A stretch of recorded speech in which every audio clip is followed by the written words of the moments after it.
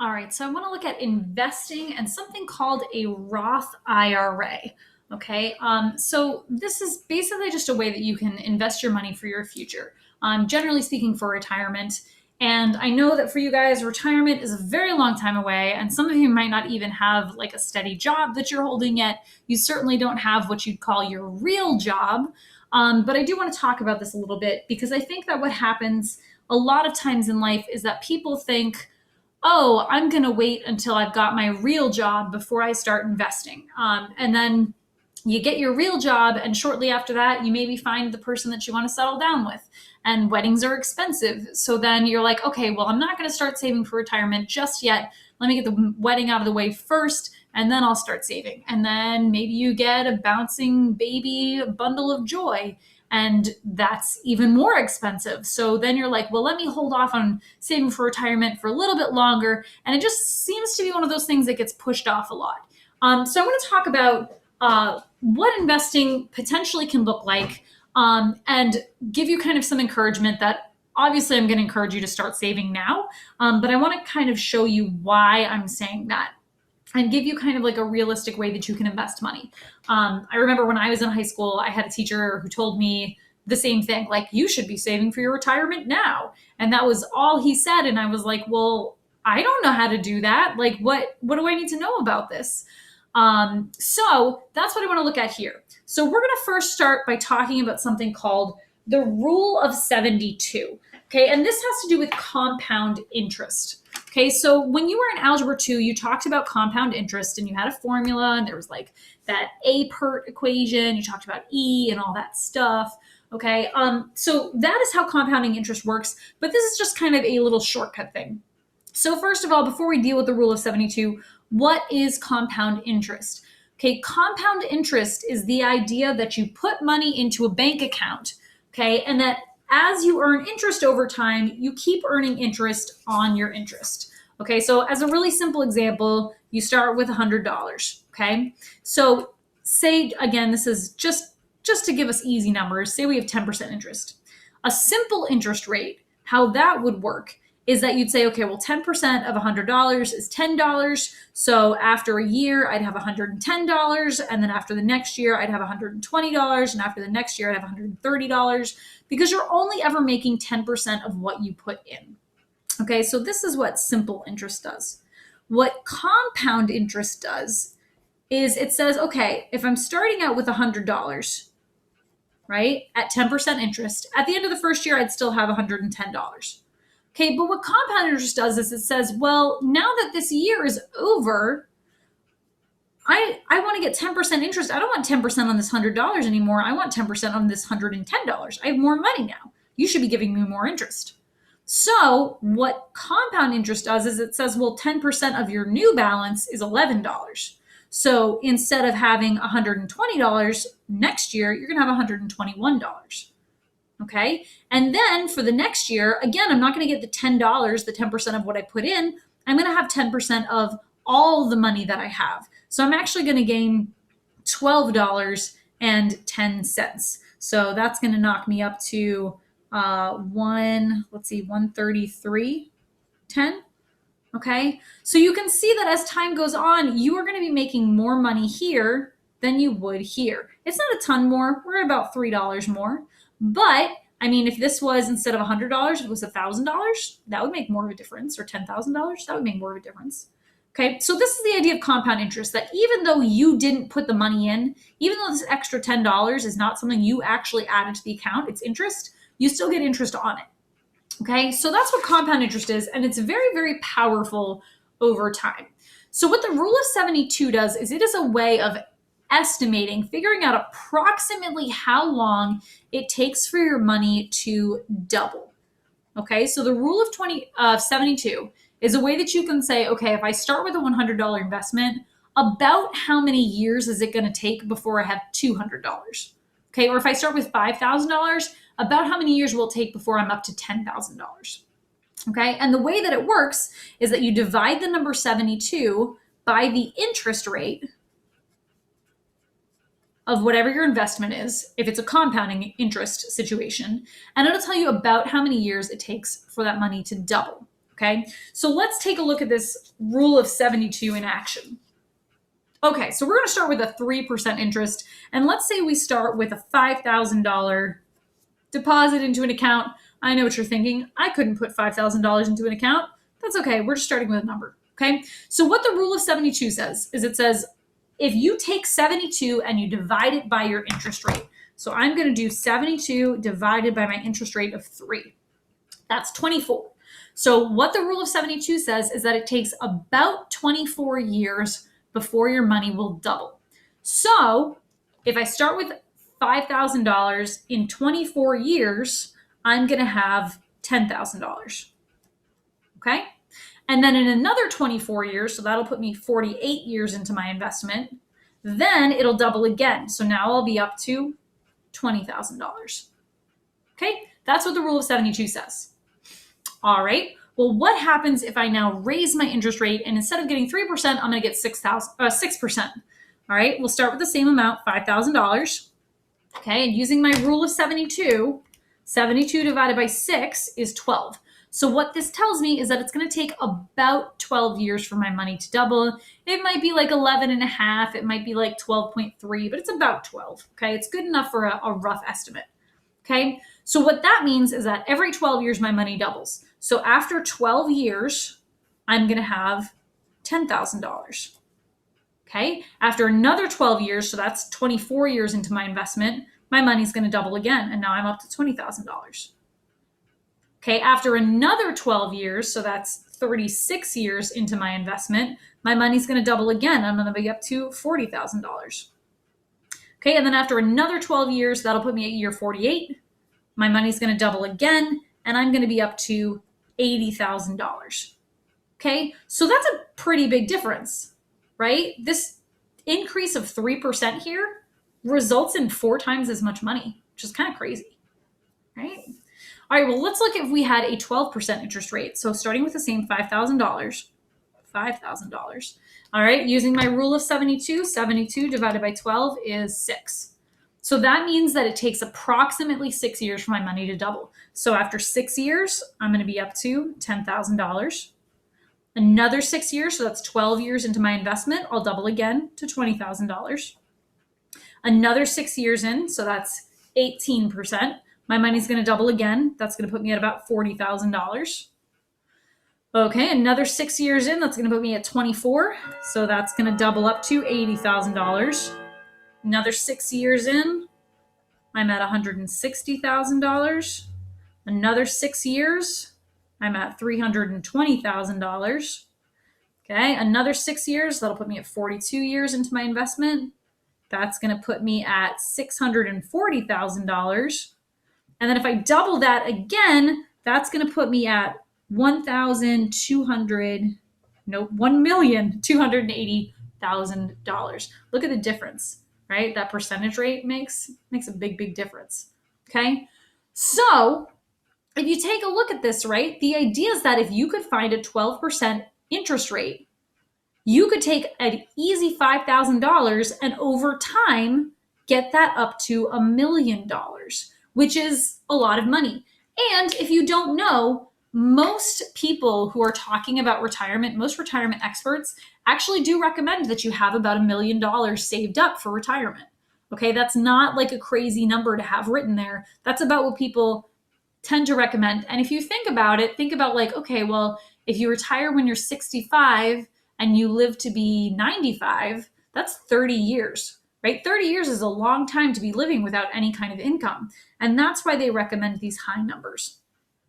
Okay, well, what are you thinking to yourself right now? You're thinking, 1, how realistic actually is this? And 2, is it even possible to get a 12% interest rate? Where the heck do you get a 12% interest rate? Okay, well, let's address those. So first of all, is this possible? Yeah, it is possible. Okay, but you've got to keep in mind that the real world, interest rates don't stay steady. Okay, you're not usually going to find an investment that they're going to be like, your interest rate is going to be 3% for the entire investment. Okay, more likely you're going to have an interest rate that will fluctuate a little bit, where like 1 year you're going to make 1%, 1 year you'll make 5%, another year you'll lose 2%. but it'll generally average out to an amount, okay? So that's gonna mess with this a little bit because it's not gonna stay exactly the same, okay? Can you actually get a 12% interest rate somewhere? Yes and no. Okay. So there's something called a Roth IRA that we're going to talk about. And the average percentage rate for a Roth IRA is actually somewhere around 12%. Personally, I have one. And I've looked at my account over time. They give me these reports on my account that tell me what the percentage average has been for the life of my account. And it's not far off from 12%. Okay. It's not perfectly 12%, but it's not far off. Okay. So let's talk about what that is and what does it look like. Okay, so it's something called a Roth IRA account. If you do some research online about what is the best way to invest your money, almost everything that I've seen, because I've done a lot of research into retirement for my own benefit, almost everybody says the first thing you should do is max out your Roth IRA. Okay, so what this is a way to invest your money for retirement using compound interest. Why is it a good idea? You invest money you've already paid on taxes and then you withdraw it without paying taxes. Okay, so what is that talking about here? Okay, there's two different kinds of IRAs. There's one that's a Roth IRA and then there's one that's called a traditional IRA. Okay, so here's what the difference is. Traditional IRA versus a Roth IRA. Okay, I'm going to say this is the one you probably want. Okay, so how a traditional Roth IRA works is that the money that goes into your account, so the money goes in before taxes. Okay, so basically, like you get a paycheck from your employer, right? You get, I don't know, say your annual salary is $30,000 and you say that you want to put $5,000 in, you straight $5,000 go right in, you don't pay any taxes on it. In a Roth IRA, right, you put the money in after taxes. Okay. So instead of putting in that whole $5,000, you would pay the taxes to the government first and put in whatever's left over. So maybe it'd only be like, I don't know, $4,500 or whatever. So you're putting in a little bit less money for the same amount of money you could put in here because here you've already paid taxes on it. Okay. The difference is when you go to withdraw the money. So when you put the money in, right, it's before taxes here and after taxes here. When you take the money out for a traditional Roth IRA, that's when you have to pay taxes. Okay. When you take the money out in a Roth IRA, you've already paid taxes. So this one, you don't pay taxes when you take it out. Okay. So the difference is, when do you pay the taxes on the money? Do you pay the taxes before you put it in, or do you pay the taxes when you take it out? Okay. So which one's better? Well, it kind of depends. It has to do with how much do you think you're going to be paying in taxes? Do you think you'll be paying more in taxes now, or do you think you'll be paying more in taxes when you go to take this money out? A lot of people are in a lower tax bracket when they're younger because as you go through life, your salary tends to increase. So like if right now you're making only $30,000, that's going to put you in a lower tax bracket that maybe when you retire, you're making $50,000. You'll be in a higher tax bracket. Okay. So it depends on when you think you're going to pay more taxes when you withdraw this money. Okay. And it depends kind of on what you think tax rates are going to do over time. Do you think that over time the tax rates are going to stay what they are now, or are they going to increase? Okay. And then that just kind of decides where you want to pay your taxes. Personally, I would go with a Roth IRA, and that tends to be what most people will suggest based on my research on the internet. You should do your own research though. Okay, so that's kind of what the Roth IRA idea is. Okay, so you invest your money, you've already paid taxes on it, and then you withdraw the money. So if you put $200 into your account and that amount grows to $1,000, you've only paid taxes on the $200. You don't have to take it again on the $1,000 when you take that money out. Okay. All right, well, what are the requirements in order to have one of these accounts? You have to have earned income. So you have to have some kind of a job. It doesn't have to be a real job. It doesn't have to be a full-time job. You just have to have some kind of a job. So if you're working at McDonald's part-time after school, that counts. You can only put in about $5,500 per year. That number might be a little bit different now. I forgot to double check this before I printed it out. That number might have changed a little bit, but it's about $5,500. There is a limit, okay? You can withdraw the money that you've put in, but not what you've earned at any time. So if you deposit $2,000 and it grows to $1,000, You can take out the 200 at any time without penalty, but you can't take out the extra 800 that you've earned. Okay. For the most part, you can't take that earned money, that $800 out until you turn 59 and a half without paying a whole bunch of fees and taxes that you generally want to avoid. The point of this account is to save for retirement. There are some little extras. After you've had the account for 5 years, you can take money out if you want to buy a house for the first time. If you're paying for college, although you will still need to take taxes on that money if you take the money out for college. If you die or disabled, and if you have to pay for medical expenses while you're unemployed, they'll let you take the money out without penalty. So there are a few examples, but in general, this is going to be something that you're saving for retirement. You want to put the money in there and forget about it, okay? You want to just leave it alone and let it grow, okay? So that's sort of the general idea. It's a really good idea to start investing now. When you open a Roth IRA, typically the advice that I've seen online, and again, this is just based on my own research, you don't want to necessarily go through a bank because banks don't necessarily have your best interests in mind. You want to go through some kind of a brokerage firm instead. Like I use TIAA-CREF. You can talk to, some kind of a trusted adult in your life who's pretty good with money and see what do they do, where do they invest their money. But that's something that you can look into. Retirement seems are really, really far away, but you're really going to do yourself a big favor if you start investing now. Okay, so I want to look really quick at this table here. Okay, so what this table is it is talking about two different people who start investing their money, Ben versus Arthur. So Ben starts putting in money into this account, and he puts $2,000 in every year from age 19 to age 26. Okay, versus Arthur doesn't start investing until he's 27, and that's when he starts putting $2,000 in every year. Okay, so this is a little bit different than our rule of 72 example because this isn't a one-time investment. These are multiple investments that are being made. Okay, so if you watch the video on annuities, that's where it's going to talk about a situation like this and some of the math behind that. But let's take a look at what happens, and you can probably predict what's going to happen as we scroll down through 65 years or age 65. When they go to pull this money out, Ben has a lot more money than Arthur does. Okay, so Ben is going to end up with a lot more money, which you probably expected given what this topic is about. Why would I show you a graph that doesn't really, back up my point? Okay, but here's the other thing that I want to just kind of emphasize to you. Compare these two guys. Okay, so up here, Ben, he invested $2,000 a year.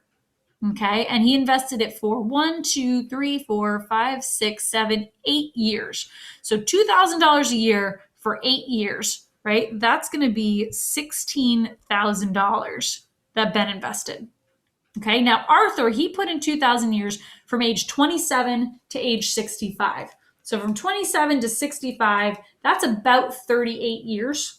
So he put $2,000 in a year for about 38 years. So Arthur invested a total of $76,000 over time.